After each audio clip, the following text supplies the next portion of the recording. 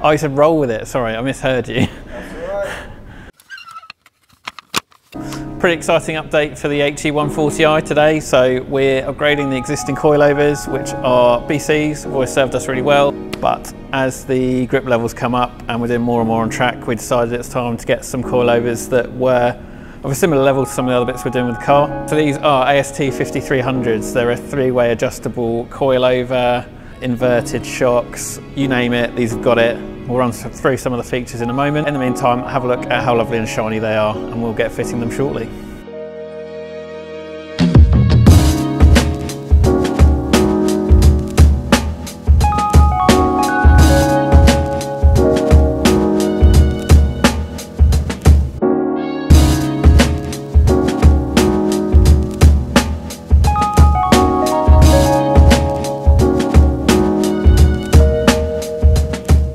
Cradled in my arms here is one of the front AST 5300 coilovers for the 140. So I just want to show you some of the features. Obviously the main part of that being the shock itself. So AST 5300s are a monotube three-way adjustable damper, and another key thing is that they're inverted, so the piston there is absolutely huge, which is really good for side loads. Essentially, if you had a thinner tube, as you see on a lot of maybe cheap coilovers that aren't inverted, side loads, especially with a McPherson strut like the 140 and most other BMWs, will start to affect the damping performance.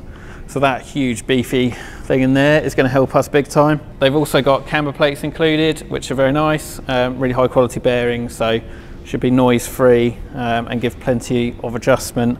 And then the shock adjustment itself, you've got rebound on the bottom here, all nice and simple. And then your compression damping is adjustable on the remote reservoir. So you've got low speed on the small knob, high speed on the big knob. And basically we're gonna have loads and loads of setup work to get these right, but once they are dialed in, these things should be absolutely phenomenal. Included in the kit as well, we got custom spring rates, which we went through with the AST guys and set up ourselves, drop links, toolkit, kind of everything else we really need. Rear top mounts are also included. The rear shocks are also inverted. So yeah, other than mounting these, nice easy install. I've just got to do a bit of fiddling around, mount the canisters somewhere nice and cool, and then we'll be good to go.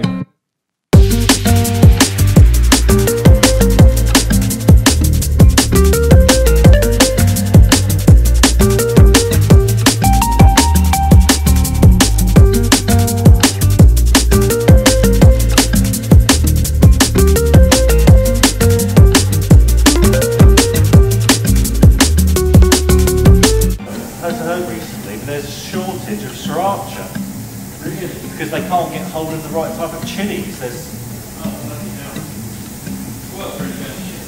is so.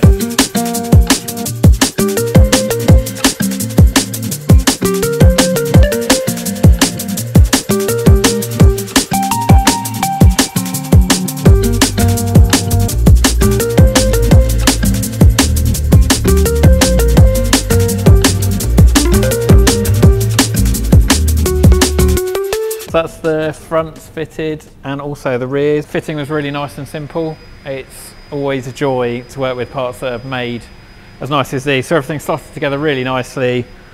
All mounts up to all the OEM sort of top mountings, bracing, everything like that.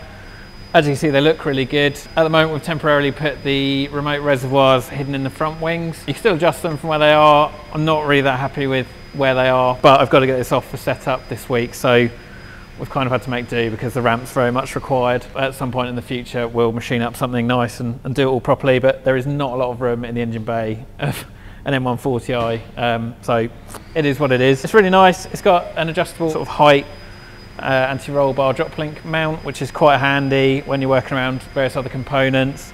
Adjustable drop links, which come included in the kit. We've set the ride heights of roughly where we were before for now, and then we'll have a proper play with it when it gets set up. But yeah, that's it. All the damping settings are set to midway. We'll take it out for a drive, a bit of work as we're getting it set up.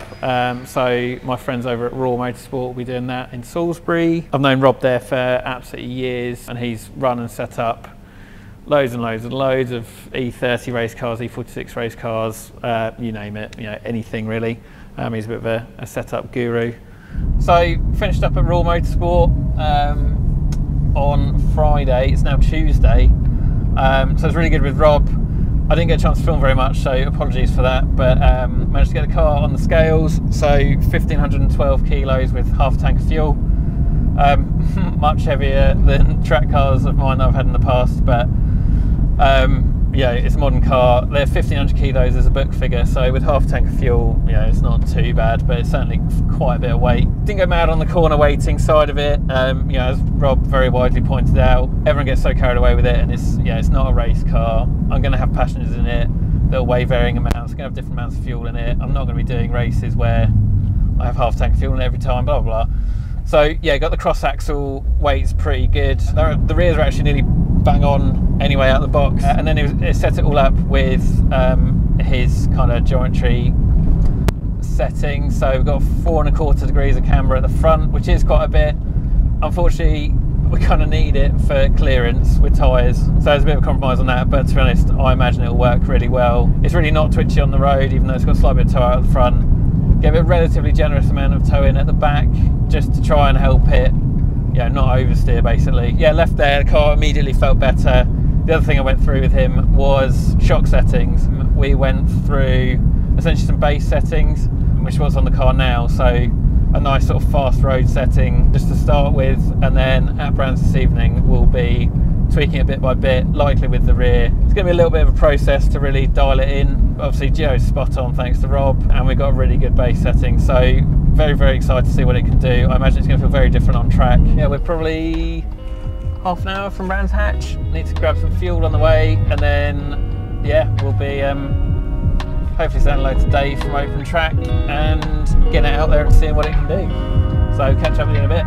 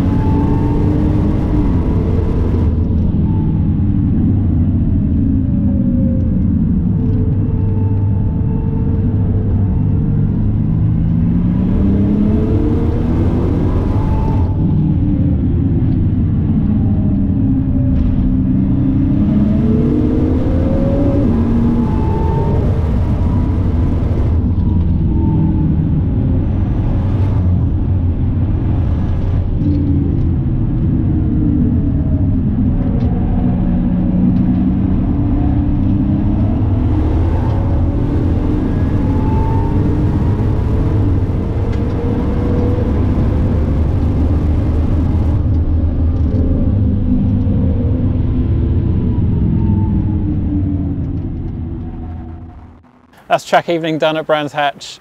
It was pretty mad. It was a really busy track day. There were quite a few showers, so I had really changeable conditions. Ended with it dry, which is really nice. And the ASTs, we've had a bit of a fiddle with them. Haven't been able to really delve into them too much just because the conditions were changing too much, but they are absolutely phenomenal. The way this thing handles and how predictable it is, and just the way the car holds itself in the corner is now absolutely insane. So yeah, really looking forward to delving into them even further. Let us know what you think of the footage. My driving is very rusty. I'll make all my excuses now. I haven't been to Brands for quite a while, but yeah, hopefully you enjoyed it. I massively overdrove for a lot of it, but yeah, let us know what you think of the ASTs and what you've seen of them so far, and we'll catch you soon.